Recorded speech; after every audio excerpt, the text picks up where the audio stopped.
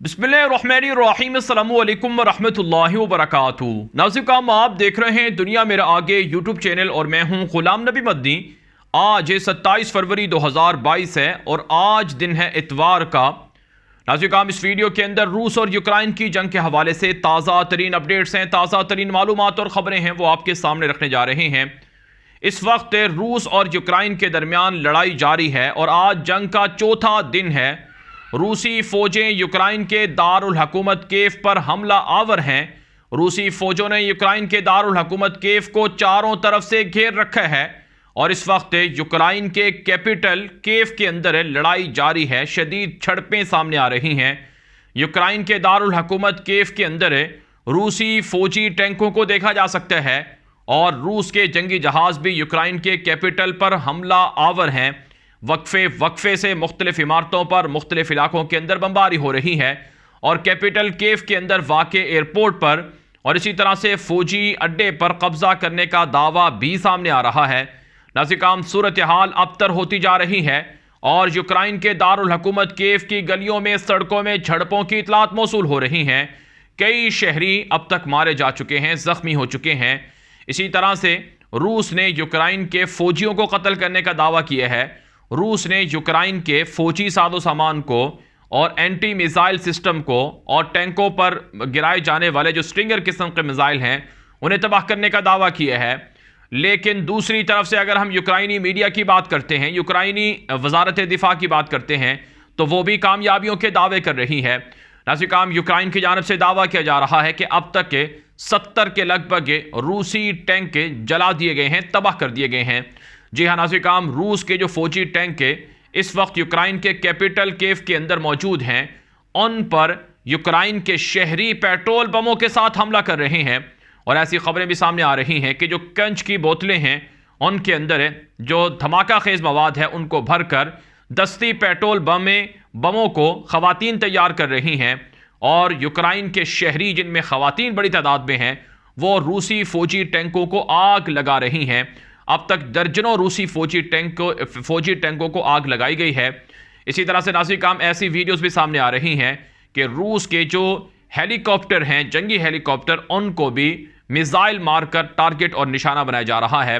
तो इस वक्त जो आलमी सतह पर मीडिया पर कैंपेन है वो यूक्रेन के हक में जा रही है और यूक्रेन की जानिब से दावे सामने आ रहे हैं कि वो 20 से ज़ायद रूस के फौजी हेलीकॉप्टर और जंगी जहाज़ तबाह कर चुके हैं और इसी तरह से नाज़रीन 70 के लगभग फौजी टैंक और फौजी गाड़ियां भी तबाह करने के दावे किए जा रहे हैं। साथ साथ नाज़रीन दोनों तरफ से ये भी दावे सामने आ रहे हैं कि रूस ने अपने ही फौजियों को निशाना बनाना शुरू किया है और गलती से अपने ही एक बाहरी जहाज़ पर मिसाइल गिराए हैं, जिसके नतीजे में बाहरी जहाज़ पर खड़े हुए फौजी साजो सामान को नुकसान पहुँचा है, असलहे को नुकसान पहुँचा है। इसी तरह से नाज़रीन खबरें ये भी सामने आ रही हैं कि यूक्रेन की फ़ौजें भी अपने ही फ़ौजी गाड़ियों पर और फ़ौजी साजो सामान पर हमला कर चुकी हैं। तो बहरहाल नाज़रीन दोनों तरफ से कामयाबियों के दावे सामने आ रहे हैं और दोनों तरफ से एक दूसरे के ख़िलाफ़ भारी नुकसानात के दावे किए जा रहे हैं। अमलन देखा जाए तो रूस यूक्रेन के कई इलाकों पर कंट्रोल कर चुका है और रूस के हामी आगे बढ़ रहे हैं और रूस यूक्रेनी फ़ौजों को पीछे धकेल रहा है। लेकिन यूक्रेनी फ़ौजें भी रूस का भरपूर मुकाबला कर रही हैं। यही वजह है बरतानवी वज़ीर आज़म बोरिस जॉनसन ने यूक्रेनी शहरियों को और फ़ौज को बेहतरीन और लड़ाका लोग और अफराद और जैश करार दिया है कि यूक्रेन के लोग बड़े बहादुर हैं जो रूस का मुकाबला कर रहे हैं। तो बहरहाल नाज़रीन इस वक्त सूरत हाल ये है कि रूस यूक्रेन के अंदर मौजूद है और यूक्रेन खुद तने तनहा यूरोप और नेटो की अमलन दिफाई मदद के बगैर लड़ाई कर रहा है। और नाज़रीन जो हमारे पास अब जो ताज़ा खबरें सामने आई हैं उनमें यह कहा जा रहा है, ये बताया जा रहा है कि नेटो ने, यूरोप ने, अमेरिका ने यूक्रेन के लिए फ़ौजी साजो सामान भेजना शुरू कर दिया है। नाज़रीन ताज़ा तरीन खबरें सामने आ रही हैं कि यूरोपीय यूनियन ने रूस के ख़िलाफ़ अमलन यूक्रेन की फ़ौजी मदद करना शुरू कर दी है। अब तक जो इतला सामने आई हैं कि जर्मनी ने, फ्रांस ने, अमेरिका ने और इसी तरह से नीदरलैंड ने और इसके अलावा यूरोप के जो दीगर ममालिक हैं उन्होंने मिलकर बड़ी तादाद में फ़ौजी साजो सामान यूक्रेन भेजना शुरू कर दिया है। ऐसे मिसाइल दिए जा रहे हैं जिनसे रूसी जहाज़ों को निशाना बनाया जा सकता है और ऐसे हथियार दिए जा रहे हैं जिनसे रूसी टैंकों को बासानी टारगेट और निशाना बनाया जा सकता है। और आने वाले दिनों में अमेरिका और यूरोप ने मजीद फौजी साजो सामान रूस को भिजवाने का ऐलान किया है।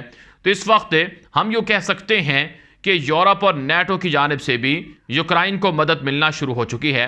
अगरचे अब तक नेटो ने अपनी फ़ौजें यूक्रेन में नहीं भेजी, अब तक अमेरिका ने अपनी फ़ौजें यूक्रेन में नहीं भेजी, लेकिन बहरहाल फ़ौजी साजो सामान और फ़ौजी हथियार दिए जा रहे हैं।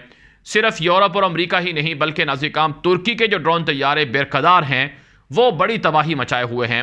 अब तक के बड़ी तादाद में जो टैंक तबाह हुए हैं रूस के, वो तुर्की के बेरकदार नामी ड्रोन तैयारों के ज़रिए से ही तबाह किए गए हैं। और रूसी फ़ौजों की हलाकतों के हवाले से जो यूक्रेन का दावा है उसमें बताया जा रहा है कि 5000 के लगभग फ़ौजी मारे गए हैं और ज़ख्मी हुए हैं। और ये सारे फ़ौजी बुनियादी तौर पर तुर्की के ड्रोन तैयारे बेरकदार के ज़रिए से निशाना बनाए गए हैं। तुर्की के सदर तैयब एर्दोगान से और इसी तरह से बरतानवी वज़ीर आज़म बोरिस जॉनसन से और दुनिया के दीगर ममालिक के सरबराहान से, यहाँ तक कि नरेंद्र मोदी से यूक्राइनी सदर ज़ेलेंस्की बार बार राबता कर रहे हैं और फ़ौजी मदद मांग रहे हैं। दूसरी तरफ से नाज़िकाम रूस के ख़िलाफ़ आलमी पाबंदियाँ भी सामने आ रही हैं। रूस के ख़िलाफ़ अब तक के यूरोप अमेरिका की जानिब से बड़ी पाबंदियाँ आयद की गई हैं और इन पाबंदियों के अंदर भारी नुकसान पहुँचा है रूस को।